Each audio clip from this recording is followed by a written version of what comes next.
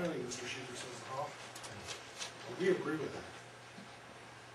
It's an appalling safety record. Instead of the FRA, the Federal Railroad Administration, if it was the FAA, this guy would be shut down and out of business. We wouldn't run an airline like this. It's a terrible safety record.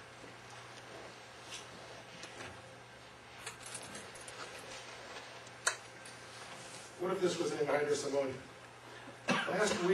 Last couple weeks have not been a good couple weeks for DM&E. They had the derailment here in Pierre. They had a derailment over in Janesville, Minnesota by Waseca. And then they had the IC&E car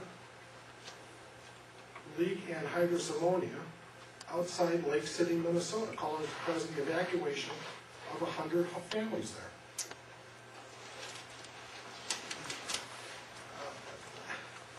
I'm sorry, what's wrong with this picture?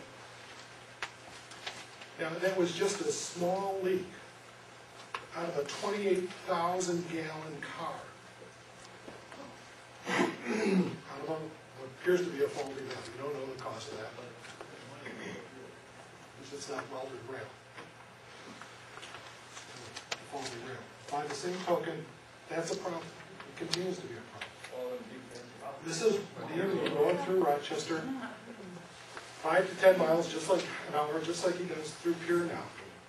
But when we start having 43 or 34 coal trains going through there a day at 40 to 50 miles per hour, and accidents occur not just because of tracks.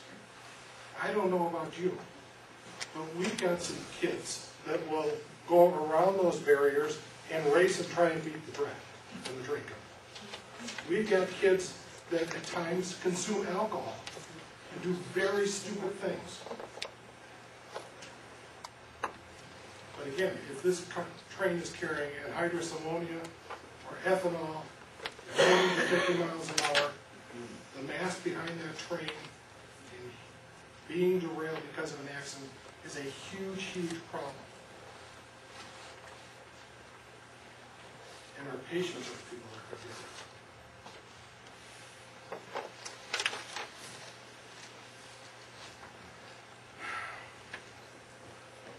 These are our hospitals. This happens to be Gold Cross, right next to the track. I mean, DM&E derailment there could wipe out our responders. We won't have anybody to go help. We have lots of facilities in this area that are nursing homes. They are the transplant house.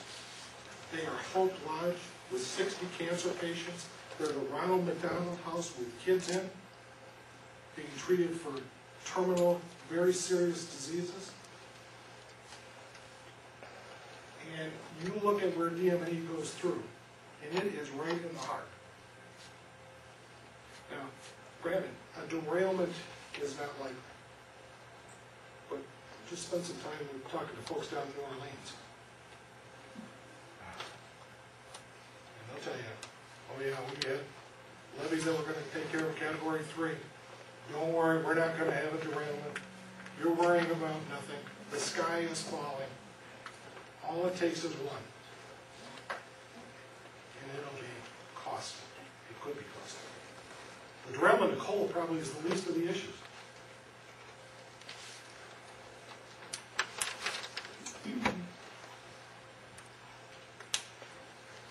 Next one.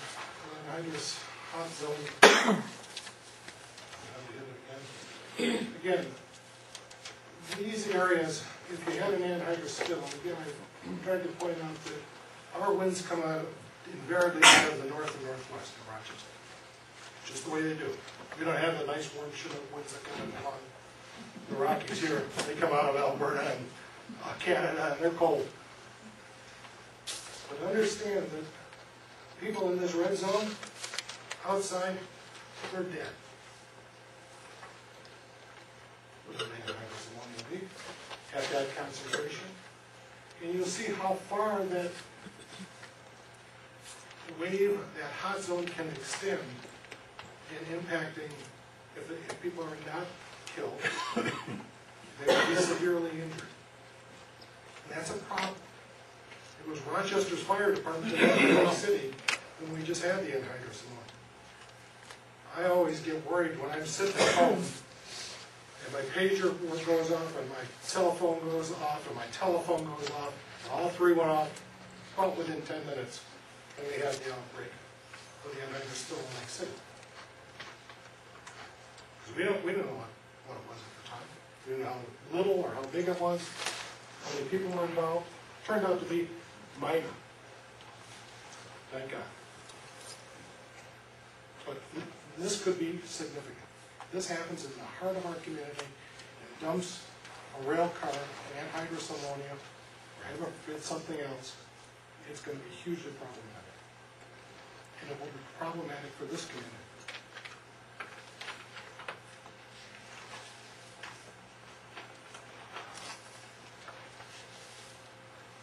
You say a long time, don't worry, it's just cold, it's not going to be hazardous material. You're watching too much TV. But I will tell you this is a problem. Because 34 cold trains a day, 365 days a year, over the next 25 years, you're going to have a serious accident. So, just below average. It's just going to happen. And it may not even be the railroad's fault. But why would you unnecessarily put your community, your patients, your children, or in our situation, patients at risk when it's a wedding? Okay.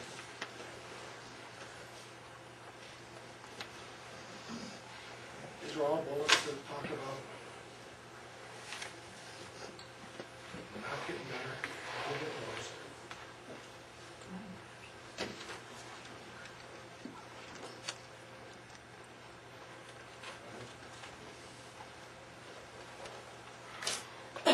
Lots of communities are now getting the message and beginning to understand that, you know, we can say no. This doesn't have to happen, at least the way it's planned to happen. There are solutions. There are better solutions, better safeguards. Whether it's bypass, whatever.